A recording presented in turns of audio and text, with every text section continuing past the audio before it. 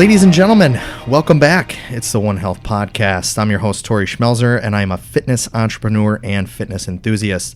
My goal is to share the knowledge that I gather each week through meeting industry experts and interviewing them. For those of you who are new to the show, we're going to bring on these different experts in mental health, physical health, professional health, spiritual health, you name it, we cover it. We don't claim to be experts on any of these subjects.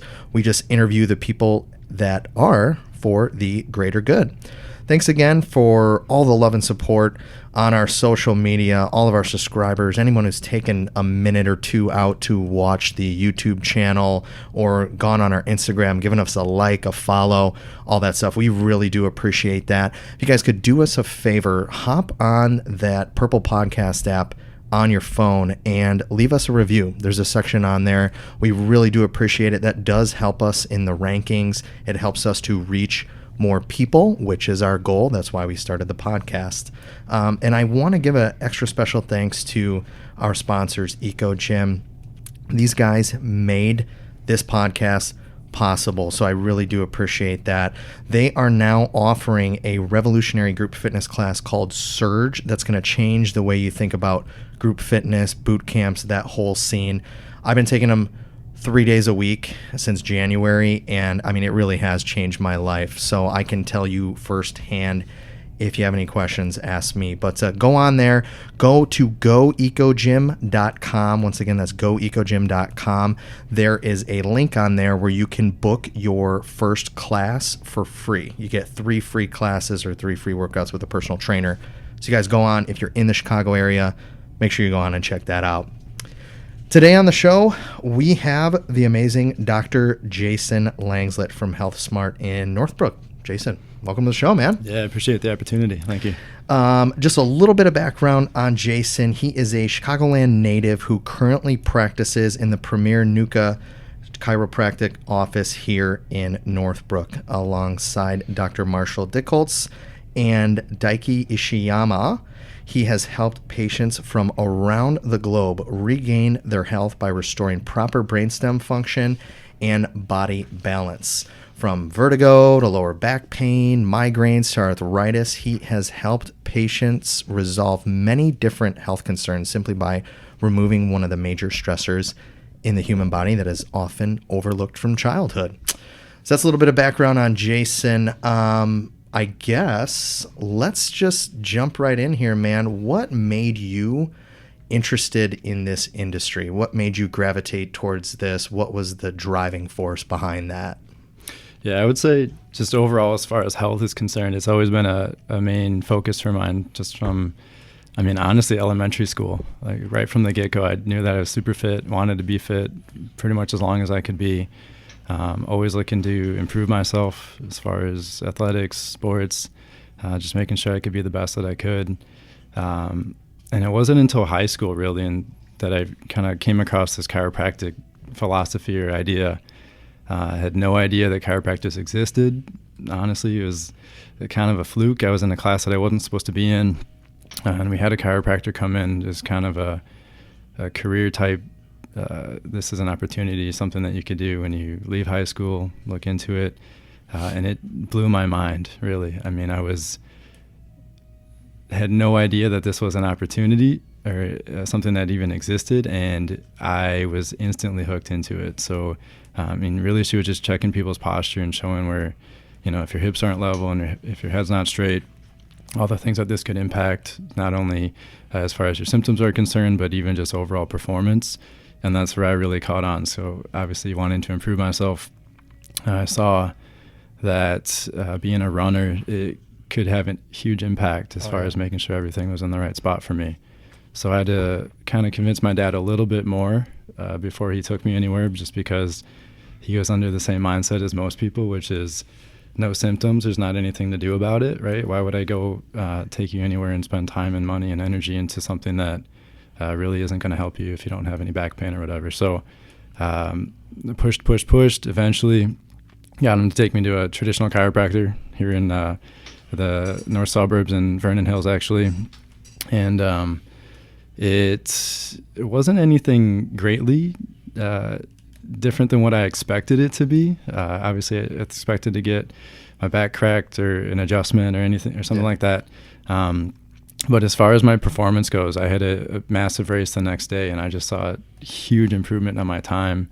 I was a mid-distance runner, and I mean, that's the only thing I could think that made a huge difference for that day. So best time I ever ran.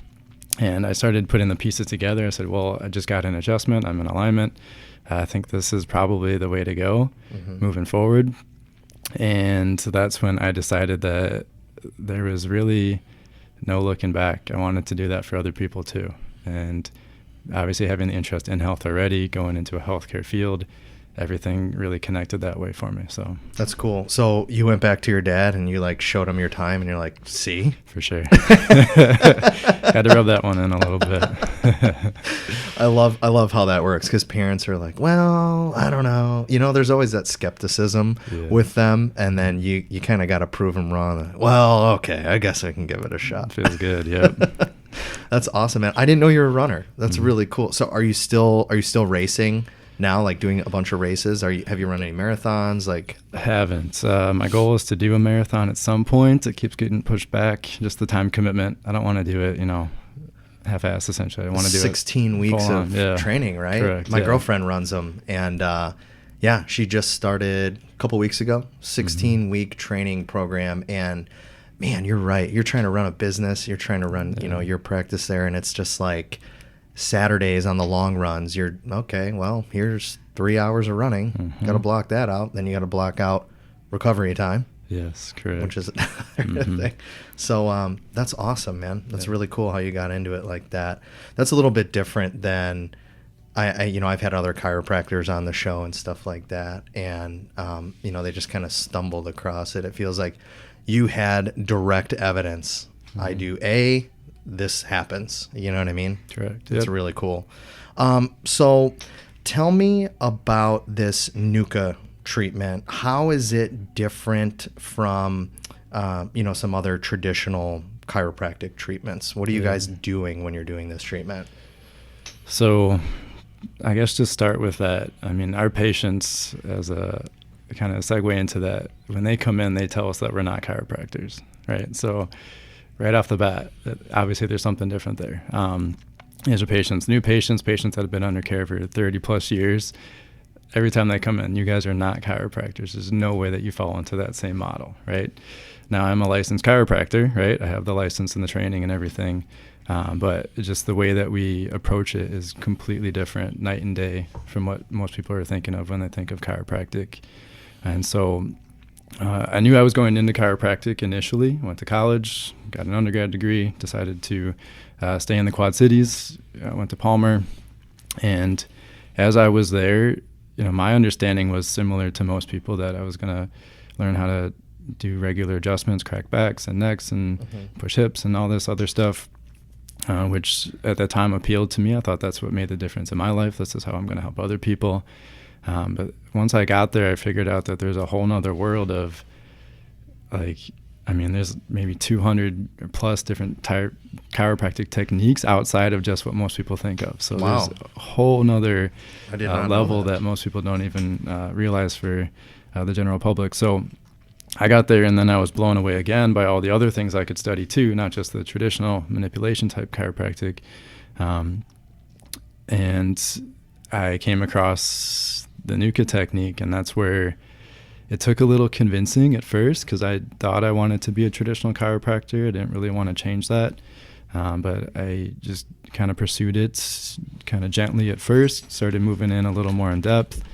And then, I don't know, maybe a year or two into school, I finally decided that, this was the track that I was going down, and I wasn't going to look back. I had started to see the benefits and the effects in my own life beyond what I was getting from traditional chiropractic, and I was going to different conferences and visiting different offices at the time, and just really seeing that these people were doing something different, and it was having a greater impact on how people were able to function and the results that they were having more regularly than what I had seen prior. So that's where I just didn't see another option at that point. So I just kept going, got my chiropractic degree, and then really kind of stayed in the track of learning more of the NUCCA technique. And that's where I found the office that I'm in, HealthSmart, here in Northbrook. Dr. Marshall Dickholtz Jr. Owns the practice, and he has been pretty substantial as far as getting the technique out in the world. Like I said in the bio, we see patients from all over the world that come here to Northbrook, Illinois, to get the care that we provide, because it just doesn't exist in many other places. And that's pretty common as far as what you see in not only NUCCA practices, but other upper cervical that focus on the upper neck type techniques or offices, where, I mean, even if you have an office in like small town Wisconsin or Iowa or Nebraska or something, these offices typically see people from all over the world, because once they hear about it, it's just the care that they need, and they've tried many other things without the success that they want: traditional chiropractic, massage, medical doctors, I mean, you name it. So not uncommon to have that, but obviously here in Chicago, we're seeing people from all over the place, and it has essentially been the place where I've learned the most as far as getting the technique and the skills that I need to help the people that I'm looking for. So if I'm a new patient, I'm coming in your office, you guys focus on, so I'm going to walk in, you're not just going to crack a bunch of stuff and send me on my way. How is it a little bit different? So you said it focuses on the upper cervical instead of mid and lower. Mm-hmm. So is it a certain way that you guys are doing the adjustments? It's different. How is it different than So it is the analysis, the evaluation, the approach, the philosophy, the adjustment itself, all carry a way different weight compared to normal chiropractic. So when you come in as a new patient, we're always starting with an evaluation. And during that time, we're actually able to either qualify you or disqualify you for the care that we do. So we don't accept every single patient because they don't always have the misalignment that we're looking for, which is up in the upper neck. Okay. So during the evaluation, we're looking to see, similar to what most chiropractors are looking for, but really looking at body balance. So we're looking to see, are your legs even? Are your hips level? Do you have any twist in your pelvis? Are your shoulders level? Is your head straight? Is your weight distributed equally between both feet, right? You shouldn't be carrying 20 more pounds on one side. If you are, obviously there's a big distortion there. And we've got some really special equipment that shows us in detail everything that's happening, so we get a full picture of the structure. And that's the information that we then use to determine if that's something that we can help with. Now, a lot of people come in with their own concerns, right? So they're coming in because they have something that they want to fix or address. So it could be headaches, could be the vertigo, could be lower back pain, you name it. But our primary function is really not the symptom itself, but how is the distortion in the posture related to that symptom? Okay, so during that evaluation, we could determine that as well. And using that, we're really looking to see the most important part, which is the upper neck. So we're looking at the upper spine through that posture evaluation. And that's the indicator that either you have a misalignment in your neck or you don't. And if you do, that means, most of your world is going to be compromised to some degree. Now, a lot of people know that the nervous system's important. They don't know as much about how the upper neck is really the starting point to the rest of the nervous system, right? So it first passes through the brainstem, which is our primary focus, and that's why we work up there, is because there's a vertebra in particular, C1, or the atlas bone, which is the top bone in the spine, and this is the one that really is designed to protect the upper neck. Now, what happens is, for most people, when they go through their life, at any point, I'm sure you haven't gone through probably a couple months without having a slip for a fall or an accident or something where you bumped your head or anything like this. And a lot of people, they recover pretty quickly afterwards.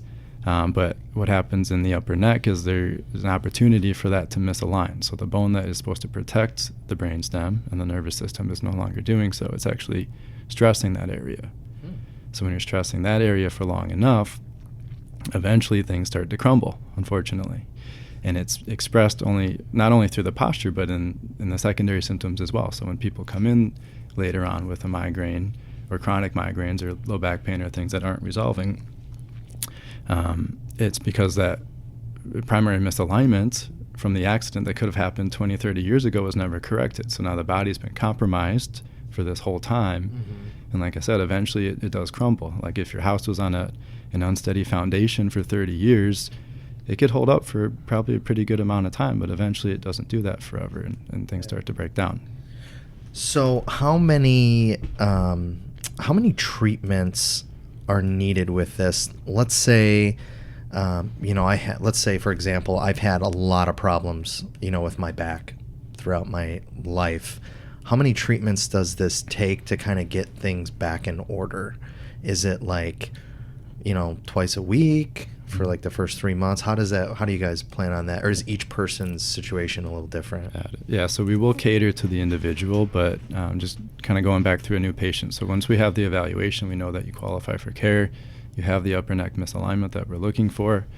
Then we have to go through a series of x-rays. So we do a very precise upper neck series, and to the detail that no other x-ray equipment on the planet is aligned to. I mean, it is spot on zero for the views that we're taking, and the purpose is because the misalignments that we're looking for usually could be anywhere from like the width of your fingernail. So if you take a look at that really quick, you're looking at like maybe a half a millimeter, right? Yeah. Up to maybe a couple degrees when you look at a protractor. So the misalignments that we're looking for, most people are not going to see, right? Yeah. There isn't a lot of room for error up in the neck. It's such a delicate area. So even something the width of a fingernail out of place could have a massive effect on how your body is able to express itself, and that's how things start to break down eventually. And so we take a series of x-rays of the head and neck to see exactly how the bone is out of place, and it tends to be a little bit like your fingerprint. So it's all the accidents and things that you've had through your life that have started to obviously get the bone out of place, and then the position that it's in currently is a combination of all that stuff that you've been through. So because nobody's had the same life experience, nobody has the same misalignment exactly, right? They could be similar, but they're always slightly unique to that individual. And then we do a series of additional exams. So we're looking at muscle balance, we're looking at nerve flow, range of motion, and we're checking heart rate variability. I know that's up and coming. A lot more offices are starting to incorporate that as well. Looking at the autonomic nervous system, see how that's playing a role in how the body's currently firing and the things that you're noticing. And then we actually don't do an adjustment that day. So the first day is just data gathering. So we got everything that we need in order to take care of you. We've got that day. And then when you return on a follow-up visit for your adjustment, we go through everything with you, and then we do the first correction. Now the correction, even though we're up in the neck, has nothing to do with cracking or twisting or popping, right? And that's where a lot of people have a harder time getting over that mindset of, I go to a chiropractor, I'm going to get something cracked, right? And that's sometimes the hardest part. But the adjustment itself, here again, hard to believe, but you don't even feel it for the most part. It's that gentle. So we're denting the skin maybe a 1/16 to an 1/8 of an inch, so very, very, very lightly. And it all comes down to that information that we got off the x-rays. And once you have that information really gathered and put together properly, you're basically figuring out the combination that's going to unlock the vertebra without forcing anything. So we don't want to really force the bone in the position it doesn't want to go. We want to take it back to the position that it needs to be in and wants to go in. And the information from the x-rays is what determines that for us. And there again, if you're only moving the bone the width of a fingernail or 3/4 of a degree or something like that, it doesn't take a lot of force. Very, very light. You just have to head it at the right angle, essentially. So there's a lot of biomechanics and things involved as far as figuring out the best approach to get the bone to move, because just pushing on the skin isn't going to do that, right? You could push on your neck all day and you're not going to get the same result. So that's where the information comes in for that. And then we take post x-rays. So not only do we see what's happening before the adjustment, but then we measure afterwards. Do we get the movement that we want? And guess what? I think that's awesome, because every time I've been to the chiropractor, they do your initial screening, they take your x-rays, right? But then they just keep adjusting, and you're like, oh, I feel a little bit better. But did you really do, what you were supposed to do? So I like that you guys do that, because that's a lot different, and you do it right away. So that very first, oh, okay, yep, we moved it, it went here, this is good, we need to keep doing this. I love that. Correct. So, and that's what the work was founded on, is reproducibility, make sure that we're actually getting what we want on top of that. And so we do the post x-rays, and sometimes we don't get it the first try, so we have to keep working on it. How are we going to change the approach to get the correction that we actually want, as opposed to what we think we got? And And so we work really hard, and we don't let patients leave until they're balanced. Everything has to be set until we go. Not only is that good for obviously that day, but then moving forward, it helps with long-term stability. So another mindset that we get over with more people that think about traditional chiropractic and how we fit into that is, well, if I go to the chiropractor, I'm going to go 3 times a week forever, and that's why I don't want to do this. Like, you could help me, but guess what? I don't want to spend my whole life with you. Okay. And there again, a lot of that comes down to the stability and what they're able to accomplish on the first visit, and the post x-rays are crucial to that. We got to make sure that we have it set, and then down the road it saves a lot more time and energy so that we're actually seeing things progress quicker and faster, and the body's getting stronger. And so then we take those x-rays, and then we're checking it usually once or twice a week to start. Okay, and we're looking at maybe the first month or so, 3 to 4 weeks. And during that time frame, we're not just looking to adjust you each time. Okay, we're actually looking for stability. So I'm a happier guy when you don't need an adjustment that day, and you will be too, because that means your body is actually in a better position than it was a week ago, and way better if you need another adjustment. Okay, and for a lot of people, this is where we have to cater to where their body is. Sometimes one adjustment can hold for 6 months. That's unheard of in chiropractic. Most people have never even considered the fact that they could hold an adjustment, right? Where we've had patients, I think Dr. Dickholtz's record, or possibly his father's, who was also a NUCCA doctor, is 11 years, one adjustment. And he got checked regularly, so it's not like we were just guessing, oh, I think it's holding. Yeah, that's but cool. For 11 years, he would get checked maybe once or twice a year and was holding for that entire time frame. And that, I mean, that's a great example. Not everyone gets to do that, but for the most part, that's what we're after. We want to see you holding your adjustments. We don't have to keep working at it over and over and over again. And what that means is when you're holding, not only are you doing better, but your nervous system is actually back in control. So the brainstem isn't being stressed, right? Each time you lose your adjustment, you're kind of going back to the old position where things are going back into the distorted posture, the nerves aren't firing properly, and the symptoms can start to return again. So from that point, we're checking it once or twice a week until we know the stability pattern. Once we see it holding, then we're going to start to space those appointments out. The goal is regular checkups, just like you go to your dentist once or twice a year. Make sure you're still holding. Most people are, once they get through that first stability phase. Some people, they don't hold as well. If, let's say, they're a professional athlete or something where they're constantly cranking their head. Can't control that. Obviously, that's what their life is going to be designed as, but we can obviously help them along the way. As far as getting the symptoms resolved, there's a time frame that is going to be more so individual for that person. So how quickly does their body heal? Children heal a lot quicker. Their bodies are constantly developing and rapidly expanding and things like that. Older people, their bodies aren't healing as quickly usually. So it doesn't mean the symptom won't go away as quickly, but the entire healing process or cycle is going to take a lot longer for them usually. Not always, but usually. Got it. I love how you said it's kind of all connected, and I've talked about this on the show before, that one little tweak in your upper, like you said, if your brainstem's not communicating properly with all the other nerves, it's going to affect everything all the way down your spine, all the way down the chain there. So if I'm doing, I see some of these gyms that have neck exercise machines. What is your opinion on that? I think they're ridiculous. They look a little unsafe to me. What's your opinion on some of those? Yeah, I would avoid those at all costs. So okay. I'm not an expert on those specifically, but I see them as well, and it makes me cringe every time. I mean, there's no getting away from that. And it's not that you don't need strong neck muscles, because I think you do, and most people could benefit from that, but that delicate area you don't want to be stressing as much as most people are doing with those things. Do you see a lot of people that do you see anybody that comes in without symptoms?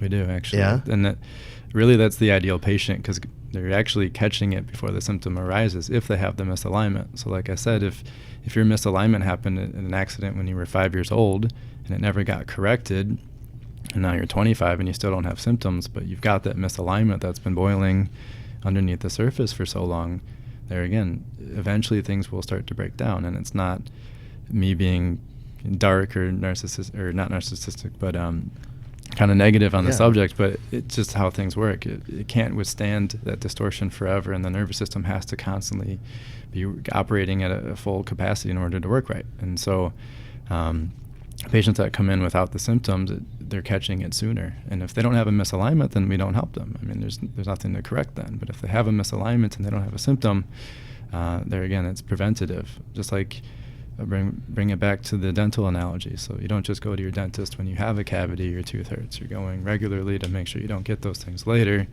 And those are the ideal patients that we're looking for, is people that want to catch it sooner, and they tend to respond a lot better. Because we're not backtracking all the years of breakdown and everything that's happened prior.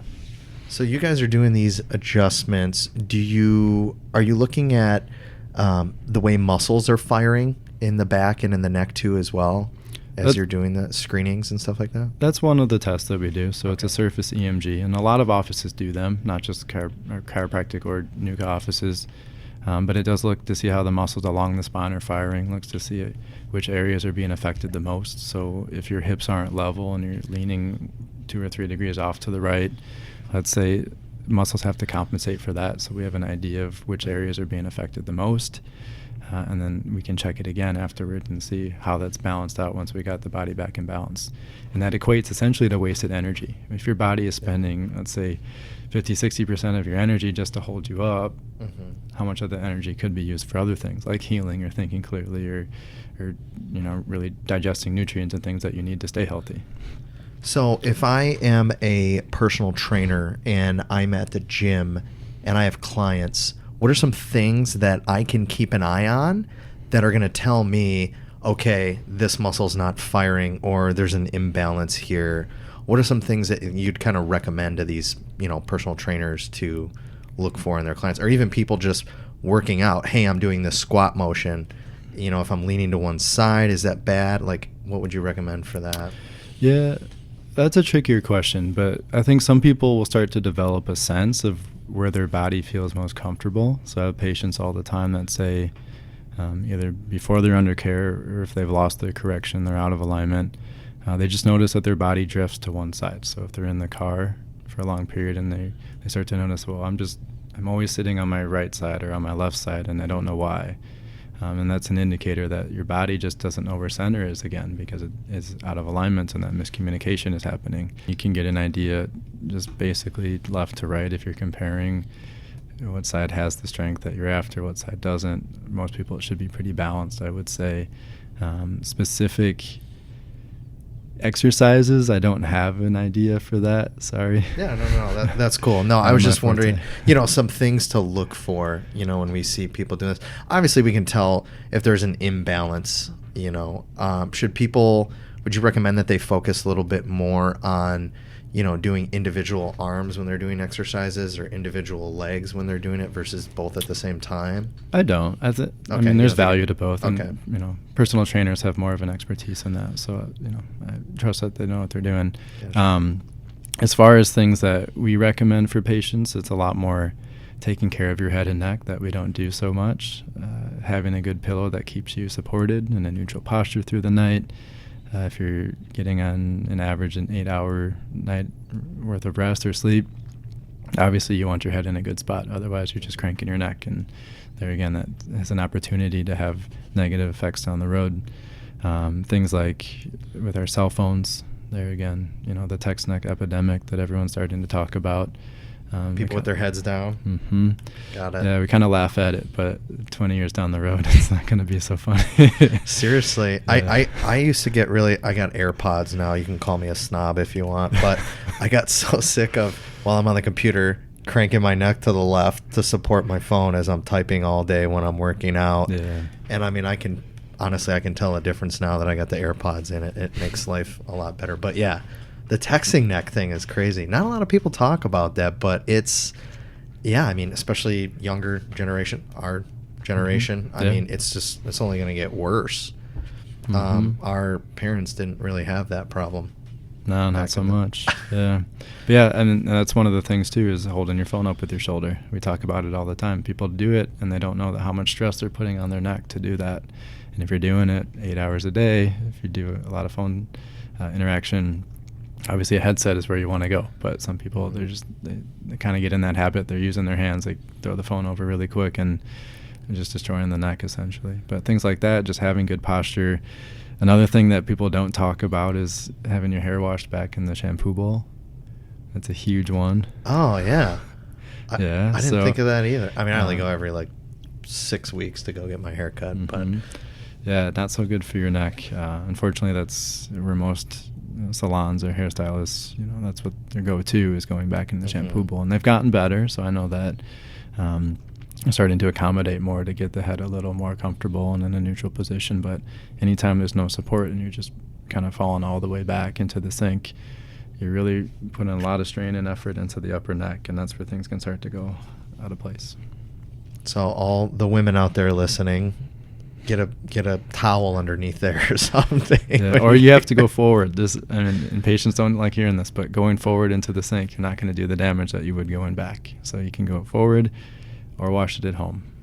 That is again, super interesting. That is something I guarantee you no one is thinking about at all. No, and everybody who comes in says, I hate doing it, but I do it every time, and it hurts my neck, and that's just what we do, and they just push through it. Wow. Okay. Yeah. So invest in a good quality pillow. I don't think a lot of people are doing that either. I bought my mattress, 2 years ago now, brand new. I was like, okay, I'm going to spend some extra money. I want to get a good night's sleep. But then the guy at the store was like, hey, if you're going to invest this money, spend the extra $80-90 on a good pillow. And it's good to hear that like that money was actually worth my time. Yeah, 100%. That'll save a lot more money down the road for sure. That's awesome. Do you guys do anything else in your office with like trigger point release stuff or dry needling or anything like that? Do you guys do any of that stuff? I know that's like kind of like an up and coming thing in your industry. I didn't know. Yeah, there are a lot of offices that have incorporated that. We tend to specialize mostly just in the adjustment. It's our main focus at what gets the biggest effect as far as getting people healthy and doing the right stuff. So our primary focus is that. Everything else, we have recommendations, referral sources for. So if there's another chiropractic office that does stuff that they could benefit in addition to having the correction or a massage or any other office that could do that, we refer out for. We don't do that in office. Do you guys, at what point do you recommend having surgery? Is it when you've treated them for a couple months, you're not seeing any improvement? At what point do you guys kind of make that decision? Yeah, it's always last resort. But unfortunately for some people, they come in at the point where surgery probably is the best option. There again, through the evaluation, we can determine if they're a candidate for the care or if obviously there's another option that would be better at this point. And a lot of it is just not having the mindset of being proactive with your health and how things have started to break down. But we want to get the spine balanced. Obviously, if there's still time to get the body in a good place before the surgery is necessary. But with the x-rays, we can see how is the neck looking right now, how much deterioration or damage has already been there, and how long. Or if it's another area in the body, then we would have them, go get an MRI or something just to make sure that we're not working against something that does need to be cut open, I guess. Got it. No, I was just curious about that because I know some people do have severe, situations. So I didn't know if that was for everybody. But sometimes it's necessary, but it's always the last resort. Right now, I think a lot more people have jumped into the surgery option a little prematurely before it is actually necessary. We tend to be, just because most people don't know that NUCCA is an option, we tend to be the end of the road. So a lot of people have tried everything else first. And they've gone to any other doctor. Some of them have lists that go on forever. I've seen 30, 40, 50 doctors trying to figure out exactly what's going on, and none of them have addressed the central nervous system, which is actually the main control in getting things back to normal again. So I think the surgery, for some people, they've jumped in a little too quickly, but that's kind of where things are at. Why do you think that there's so many chiropractic offices that aren't doing this technique or you're putting your system in place? Why do you think that is it just more of a cost-effective thing? Is that kind of what it is? Yeah, I've pondered that quite a bit, actually, and a lot of patients ask, right, once they find us, and they say, why did I have to go through 50 other doctors and 6 chiropractors and travel across the world to find you guys? And I don't always have a good answer for them, but there is a level of, you just have to be the type of person who is looking for perfection at all times. That's the type of people that tend to be NUCCA doctors. You do not settle for less than perfect. And that's where, again, where we take the post x-rays and we're always making sure that we have exactly what we need. Just the level of specificity and care to detail is something that you don't find in many offices. And for a lot of people, it's really the mindset. So, for instance, when I was going to school, there again, I thought that normal chiropractic was the only thing that existed. And so that's the path that I thought I was going to go down. Didn't happen. But it tends not to be something that people talk about as much either, just because chiropractic through the years has actually gone through different kind of phases where upper cervical work tends to be the focus, and then sometimes it goes more to a traditional chiropractic approach, and then back and forth, and it kind of goes up and down through the years. And like each decade almost is a different way of looking at it as knowledge continues to expand. But I think right now we're in more of a full spine type mentality in the schools, and so that's where they're teaching mostly, where the upper cervical stuff isn't talked about as much, and so you have to kind of seek it out a lot more, put more effort into it to find it. That's interesting. I like how you guys, I feel like the way you guys approach this is kind of like how we do with a lot of our training clients. We spend the time up front running them through a movement analysis, and there's a rhyme and a reason to all of it. And I feel like sometimes, I'm not saying every chiropractor does this, I feel like sometimes it's get in, boom, get an adjustment, you're out the door, I want to see my next person, so on and so forth. Again, I'm not saying that's everyone, but I like how it's more of there's a process and there's a system and there's a rhyme and a reason that you're doing it. It's not just, because this is what everyone else does. Yeah. Which is good. Yeah, and there are people that just want in and out, want the quick fix, and a lot of people in medicine and everything, that's what they're looking for. But there again, you get the quick fix now, but then 10 years down the road, you've lost all that time to actually get better and do better in your care. So, we could spend anywhere from 4 to 5 hours with one new patient when they come in, getting the x-rays, analyzing them. I mean, there's a lot of detail that we're gathering in those first appointments to make that long-term a lot smoother, and that's what we're after. So that's, you got to make it, it's kind of like exercise too. You got to make it a lifestyle. Mm-hmm. And when people come in and meet with us, it's not just, okay, let's run you through a workout and smoke you and just get you really tired and sweaty. It's, no, let's sit down. Let's talk about your nutrition. Let's talk about what type of support system you have at home too. All those things factor into sustainability with it, and I feel like that relates directly to what you guys do. Yep. Let's fix the core problem here and let's adjust that so this is a consistent thing moving forward. Yep. Correct. I like that a lot. Mm-hmm. Do you think that there are certain stretches we could be doing to prevent some of these injuries, or certain exercises that we can focus on to help strengthen the upper cervical area? Is there anything specific that you recommend to people? Or there again, it's more so just being cautious and aware of your upper neck so you're not straining it throughout the day. Okay. The strength in the correction is usually by taking the stress off the neck. And so once you get the bone back in place, the ligaments that hold the bone in place are the ones that are going to start to form to that new position. That's how they get stronger, is not having the stress against them. Okay. So if you are doing exercises, you want to be more cautious of the neck exercises, and just really being a little more aware of what you're doing with your neck.